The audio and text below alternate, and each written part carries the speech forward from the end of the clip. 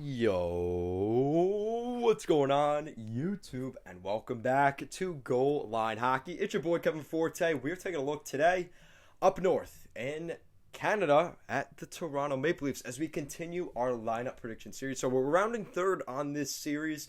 We're getting to the end as we get to the T's now. We just did Tampa. We're doing Toronto.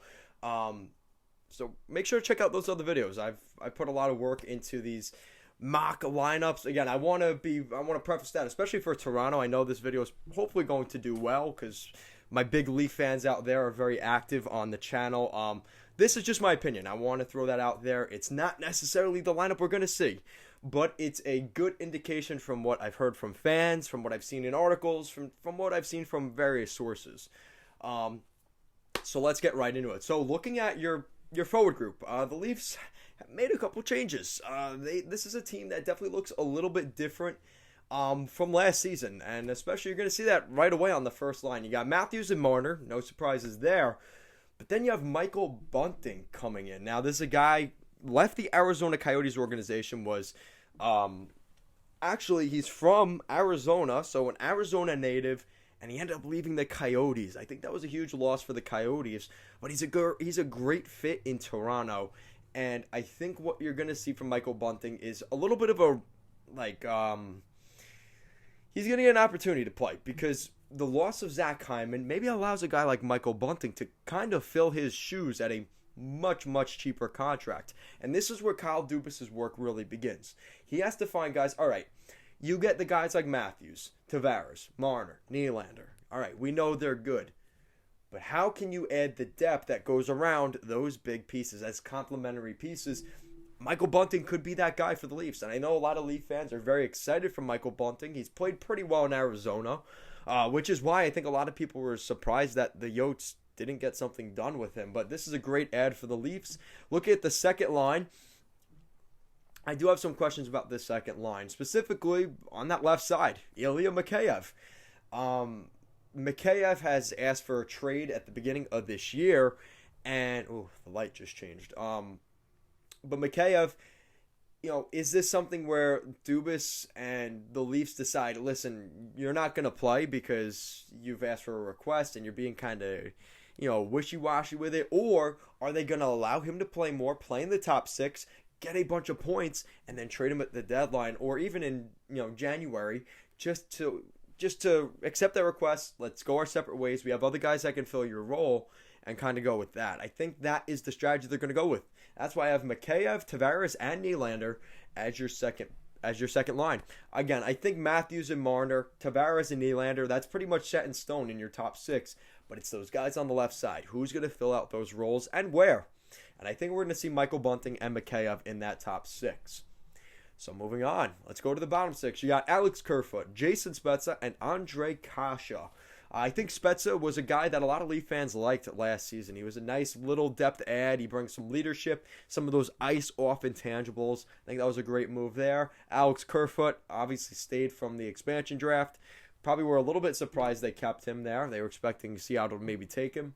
And Ondrej Kase, which I think is another great addition. So I like what I've seen from the Leafs. I guess, again, a guy in Kase, I was hoping for more out of him in Anaheim. He never really got there in Boston either.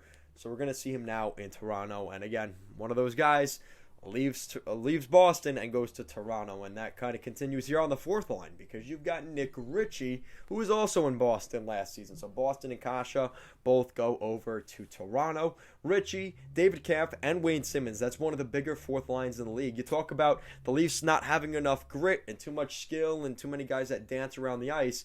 Not that fourth line, not anymore. They have officially gone down that route.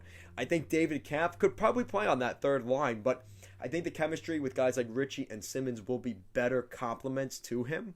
A guy from Chicago, again, like Michael Bunting, I'm not sure why these teams just let these guys go. Again, maybe there's a reason for that, and maybe when the Leafs see these guys this season, maybe they'll be like, oh, maybe they aren't as good as we thought. So that's kind of what we're going to figure out here, and it's going to be kind of on the fly for the Leafs. They're going to figure out who's good, who's not.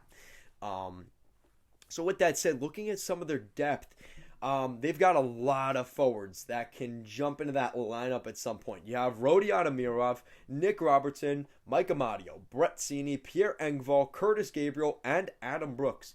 Not to mention Josh Hosang, the Ontario native, who is also on a player tryout. So there's just so many forwards there. I think it's going to be interesting to see who actually makes that bottom six, because I think Kerfoot, and again, I'm not even sold on Richie and Kasha getting in this lineup. I think a lot of it depends on how these guys do during training camp, because I think they want to see more of Nick Robertson.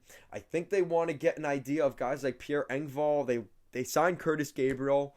So, and these are guys they just signed. So where do these guys really fit in? They're not all going to play in Toronto with the Marlies, right? Or like, what's the game plan there? So I think it's going to be interesting to see what Dubas and the Leafs do with some of these guys, because a lot of these guys have to be thinking, I'm going to be playing, minutes on the Leafs, but none of that's guaranteed. There is a lot of depth for this forward group. Again, it may not be, super good third line guys or fourth line guys, but guys that can just, oh, he got hurt, oh, he got traded, oh, he left, oh, we'll fill him in with somebody else. That's kind of the situation with Dubas and the Leafs. I do like what he did this offseason. He's taken a lot of heat.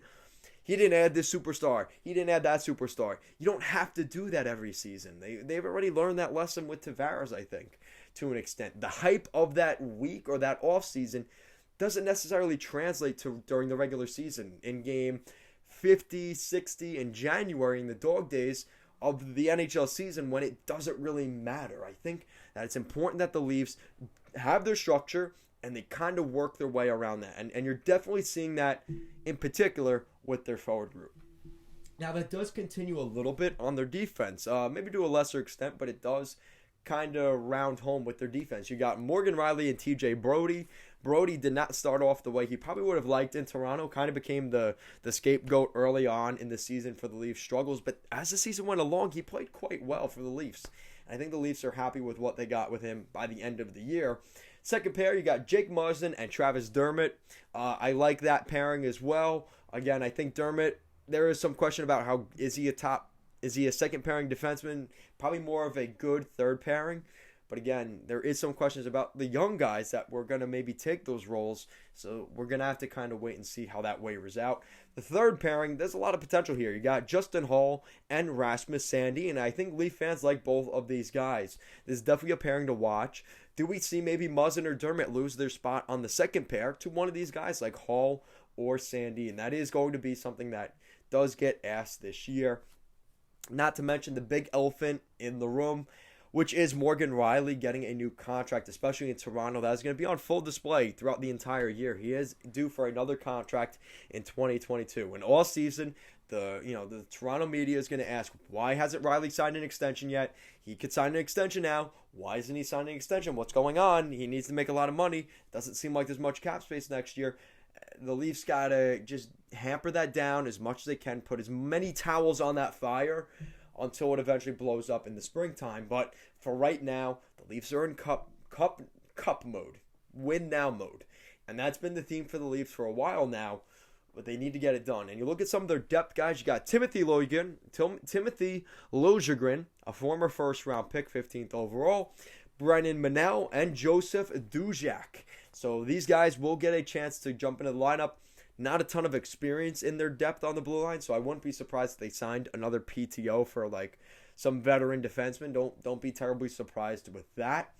And then in between the pipes, you got Peter Mrazek and Jack Campbell. Freddie Anderson is no longer in Toronto. He has left, and now a member of the Carolina Hurricanes. So we saw a little bit of a goalie carousel there.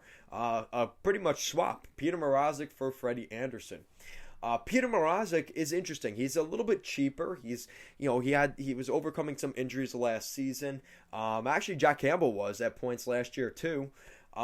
So this is a tandem where you're relying on both of them to be your starter at some point.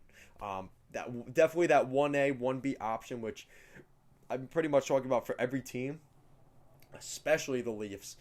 They need that 1A, 1B option because there's two reasons. One is, again, the amount of hockey that's been played in a short amount of time with the bubble and this season.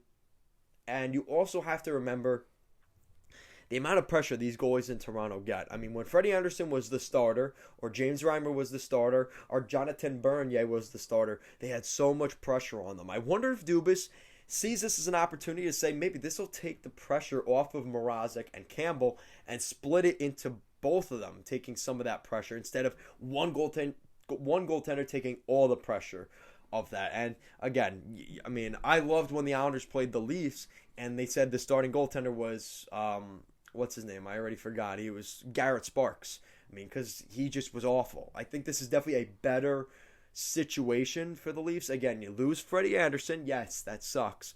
But you don't have Garrett Sparks there. And I think Leaf fans, in the long run, will be happy. Like, yeah, we didn't need him anymore.